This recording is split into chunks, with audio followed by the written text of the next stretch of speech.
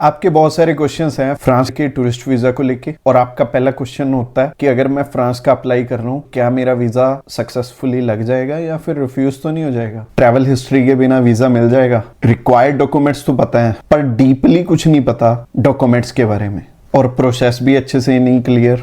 और एंड में मेरे इस टूरिस्ट वीजा को अप्लाई करने में ज्यादा खर्चा तो नहीं आएगा। तो जब हम वीजा अप्लाई करते हैं ना बहुत सारी कंफ्यूजन हो जाती है और एक छोटी सी गलती भी आपका वीजा रिफ्यूज करवा सकती है। पर आज मैं ट्राई करूंगा इस वीडियो में आपके सारे डाउट्स तो क्लियर हो ही जाएं, प्लस टूरिस्ट वीजा की सच्चाई भी आपको पता लग जाए और कम कॉस्टिंग में पहली बार में ही आपका वीजा सक्सेसफुली आ जाए। और ये वीडियो ना सबके लिए नहीं है, ये वीडियो सिर्फ उनके लिए है जो कि जेन्युइनली अपना अप्लाई करके वीजा लेना चाहते हैं और समझना चाहते हैं डीपली सारी चीजें। ऊपर से तो हमें बहुत सारी चीजें पता होती हैं क्योंकि आजकल रील का जमाना है। फ्रांस के ना अभी तक हम बहुत सारे केसेस सक्सेसफुली ले चुके हैं। तो अगर आप भी फ्रांस का टूरिस्ट वीजा अप्लाई करना चाहते हो और इसके अलावा आप अगर हमें कॉल करना चाहते हो तो कॉल भी कर सकते हो। तो मेरा नाम है रमन, आप देख रहे हैं ग्रैब माई वीजा। तो चलिए अभी इस वीडियो को स्टार्ट करते हैं।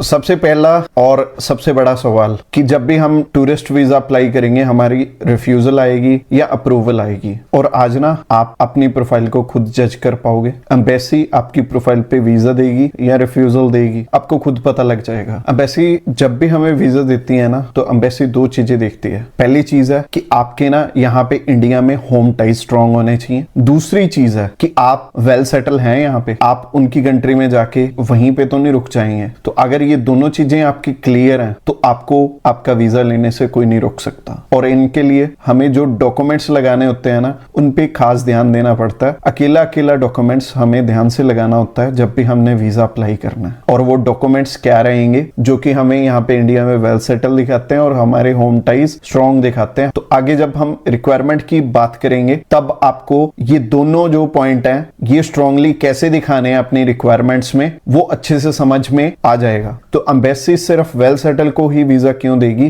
क्योंकि हमारे इंडिया की ना इकोनॉमी बहुत वीक है। अगर यहाँ से 100 जने बाहर जाते हैं ना तो उसमें से 80% वहीं पे रुक जाते हैं। तो जेन्युइन जो ट्रेवलर है ना वो 21% ही है और 20 से तो वैसे और कम होंगे। और एक और बात जो कि बहुत सिंपल है बट मैं क्लियर करनी चाहूंगा कि एम्बेसी में ना सिर्फ आपके डॉक्यूमेंट्स जाने हैं। वो डॉक्यूमेंट्स अगर स्ट्रॉन्ग है तो आपका वीजा आ जाएगा। अगर वो डॉक्यूमेंट स्ट्रॉन्ग नहीं है तो आपका बट ऑब्वियस सी बात है कि एम्बेसी वाले रिफ्यूज ही करेंगे। और आज की वीडियो में मैं जो रिक्वायरमेंट बताने वाला हूं ना वो बिल्कुल ध्यान से समझ लेना क्योंकि इतनी इंफॉर्मेटिव वीडियो आपको इंटरनेट पे नहीं मिलेगी। आज मैं आपको सारे पॉइंट्स बिल्कुल इजी वर्डिंग में समझाने वाला हूं। और मैंने देखा है कि जो YouTube पे ज्यादातर वीडियोस है ना वो कंफ्यूजन से भरी हैं। आप वीडियो को देखते हो आपको क्लैरिटी कोई नहीं मिलती है, पर हाँ इतना पता लग जाता है कि ये पर्सन ना बाहर जाने में हेल्प करता है और आप उन्हें कॉल करते हो तो वो ठीक है हो जाएगा करके आपका अप्लाई कर देते हैं। रिक्वायरमेंट तो समझाई नहीं ढंग से तो इसीलिए तो वीजे रिफ्यूज होते हैं। तो आज जो इंफॉर्मेशन आपको मिल रही है ना ये आपको कोई नहीं देने वाला। लोगों का ना बहुत बुरा हाल है। लोग ना 5-5, 6-6, 7-7 कोई तो 10 बार भी रिफ्यूज हुआ होता है। अलग अलग लोगों से रिफ्यूज हुए होते हैं बट उनके जो रिक्वायर्ड डॉक्यूमेंट की लिस्ट है ना वो अच्छे से पूरी नहीं होती।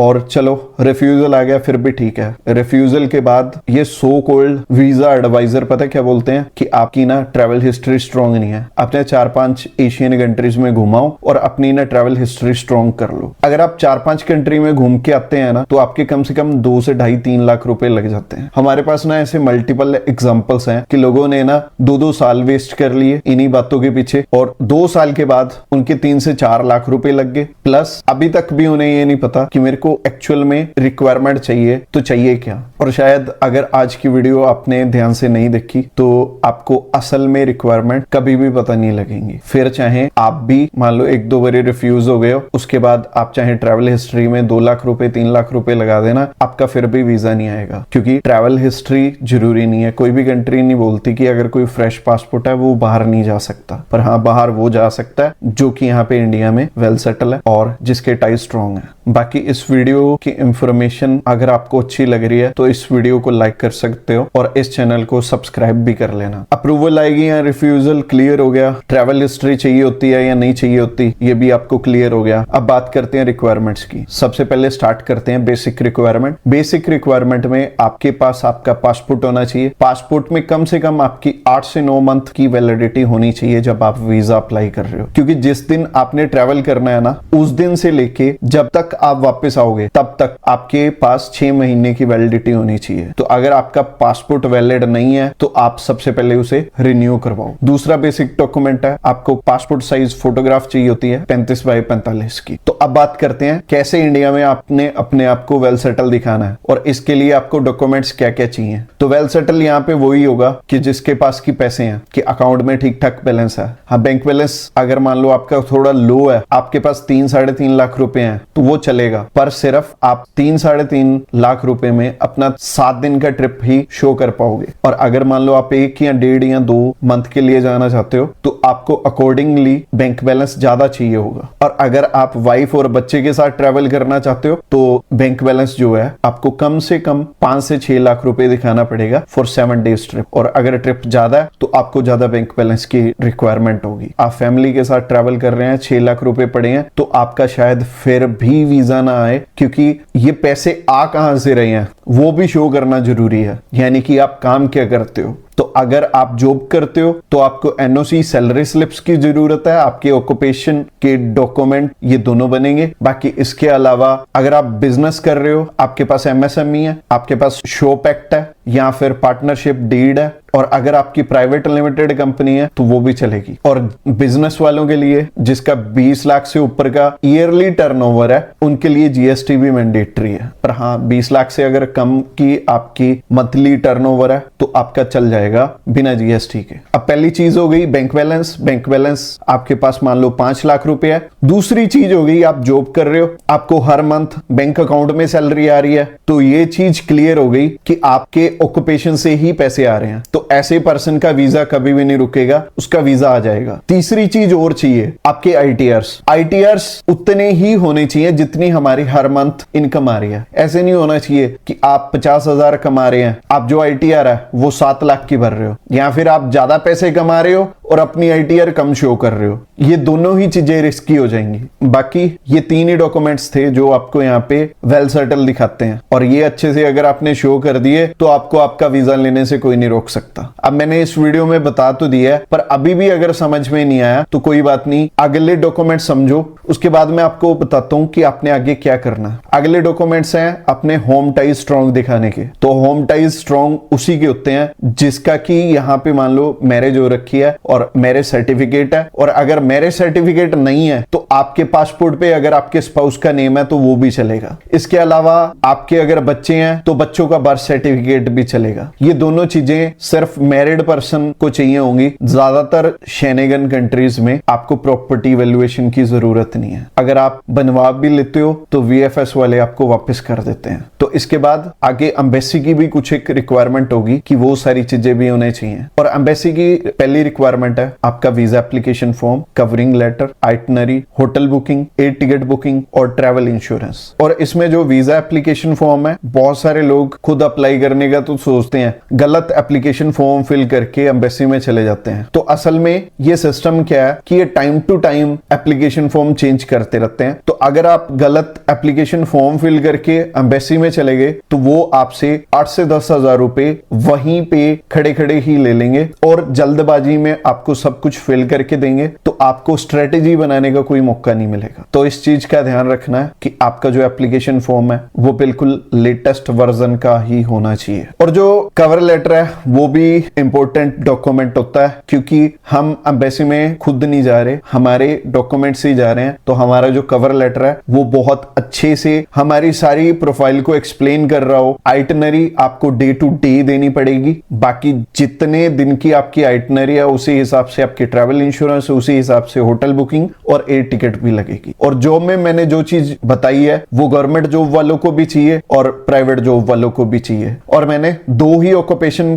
कवर अप किए हैं, एक तो जॉब, एक बिजनेस। इसके अलावा आपका कोई और ऑक्यूपेशन है, आप फार्मर हैं, आप फ्रीलांसर हैं, या फिर आप कुछ भी काम करते हैं कि ना तो आप एनओसी दिखा पाएंगे ना आप अपना बिजनेस दिखा पाएंगे। और इसके अलावा आप अगर हमें कॉल करना चाहते हो तो कॉल भी कर सकते हो। बाकी अगर आप बेल्जियम का टूरिस्ट वीजा अप्लाई करना चाहते हो, डिस्क्रिप्शन बॉक्स में लिंक है, आप हमें व्हाट्सएप कर सकते हो। हमारे जो ऑफिस टाइमिंग है ना 9 to 6 है, और अगर 9 to 6 आप कॉल कर रहे हो तो बहुत अच्छी बात है। अगर आप रात को इस वीडियो को देख रहे हो तो आप व्हाट्सएप करना, हम रेडी हैं आपकी हेल्प करने के लिए। बाकी अभी बात करते हैं प्रोसेस की। तो प्रोसेस में सबसे पहली चीज, अगर आप हमारे थ्रू अप्लाई करोगे तो आपके रिक्वायर्ड डॉक्यूमेंट्स पे खास ध्यान दिया जाएगा। सबसे पहले आपको बताया जाएगा कि आपके कौन कौन से डॉक्यूमेंट्स पूरे हैं, कौन कौन से डॉक्यूमेंट्स इस टाइम अनकंप्लीट हैं। सबसे पहले जो अनकंप्लीट डॉक्यूमेंट्स हैं उन्हें पूरा करवाने को बोलेंगे, नहीं तो अगर इनकंप्लीट डॉक्यूमेंट्स लगाते हैं ना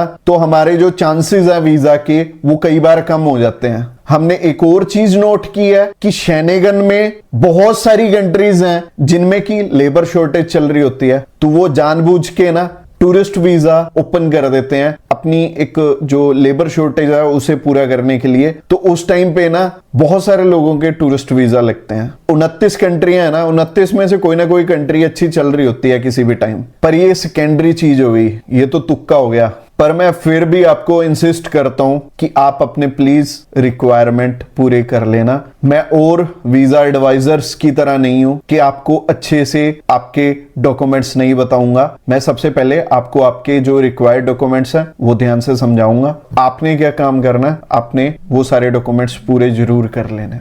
बाकी रिक्वायरमेंट अच्छे से पूरी हो गई तो सबसे पहला काम रहेगा अपॉइंटमेंट का। अब आप अपॉइंटमेंट हमारे थ्रू भी कर सकते हो, आप ये अपॉइंटमेंट खुद भी कर सकते हो, आप आगे का जितना प्रोसेस है खुद भी कर सकते हो। पर जो हमारा फी स्ट्रक्चर रहेगा वो मार्केट में सबसे लोएस्ट है। लोएस्ट होने की वजह से अगर आप हमारे थ्रू अप्लाई करते हैं और कंपेयर करते हैं कि आप खुद अप्लाई करते हैं, अगर आप हमारे थ्रू अप्लाई करते हैं तो आपका 17 से 18 हजार रुपए में अप्लाई हो जाएगा, including embassy fees, including appointment charges, including हमारे भी चार्जेस। पर अगर आप खुद अप्लाई करते हैं तो आपके 25 से 30 हजार रुपए भी लग जाते हैं कई बार। तो अच्छी बात है ना, एक तो आपकी कॉस्टिंग कम लगेगी, दूसरी बात यह है अगर आप एक्सपीरियंस्ड नहीं हो तो एक एक्सपीरियंस्ड पर्सन ही आपकी फाइल रेडी करेगा तो वो अच्छा रहेगा, उसमें गलती की गुंजाइश नहीं होगी। और आपको भी अच्छे से पता है कि एक छोटी सी गलती की वजह से किसी का भी वीजा रिफ्यूज हो जाता है और ट्रैवल एक्सपर्ट की आपको हेल्प ले लेनी चाहिए। तो अगर आप हमारे थ्रू अप्लाई करोगे तो आपको ज्यादा बेनिफिट होने वाला। सबसे पहला काम है अपॉइंटमेंट। हम सिर्फ अपॉइंटमेंट के चार्जेस ही आपसे मंगवाते हैं और अपॉइंटमेंट के चार्जेस नियर अबाउट 2000 रुपए होते हैं। किसी कंट्री के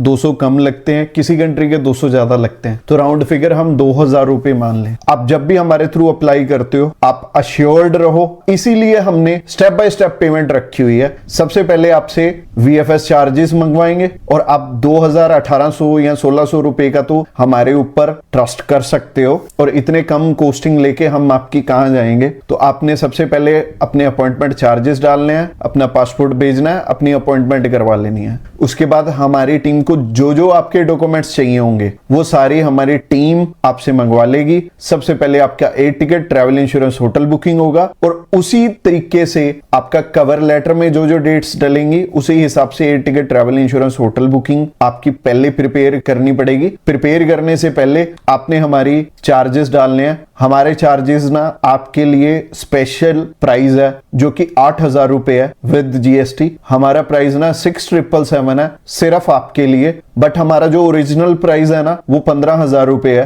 पर आप सभी के लिए, हमारे YouTube सब्सक्राइबर्स के लिए मैंने स्पेशल प्राइस रखा हुआ है। आपको ना ये कॉस्टिंग खुद अप्लाई करने से भी कम पड़े और सिर्फ आपका अप्लाई ना हो, आपको मैं अच्छी सलाह दे पाऊं और अच्छे से आपका सारा प्रोसेस हो पाए। तो हम थे, आपने इस टाइम पे 8000 में से 4000 हमें डालने हैं और हमने आपके सारे डॉक्यूमेंट्स बना देने हैं। और जब ये डॉक्यूमेंट्स बन जाएंगे 4000 आपने आपने और डालने हैं और हमने क्या करना है, हमने आपको सारे के सारे डॉक्यूमेंट भेज देने हैं। अब ये 8,000 रुपए विद जीएसटी है। अगर विदाउट जीएसटी देखें तो 6,777 है। 6,777 में आपको क्या क्या चीजें मिल रही हैं? आपको एयर टिकट मिल रही है जो कि आप अगर खुद भी करोगे ना तो $25 की होगी, नियर अबाउट 2,200 रुपए आपके लगेंगे। इसके अलावा ट्रैवल इंश्योरेंस भी तो करोगे। अगर आप ट्रैवल इंश्योरेंस करते हो तो 1500 रुपए की ट्रैवल इंश्योरेंस होती है, वो भी इंक्लूडेड है इसी में। इसके अलावा होटल बुकिंग पेड प्रॉपर्टी होती है, उसमें क्रेडिट कार्ड लगता है, वो भी हम करके देंगे। और अगर हम टोटल करें ना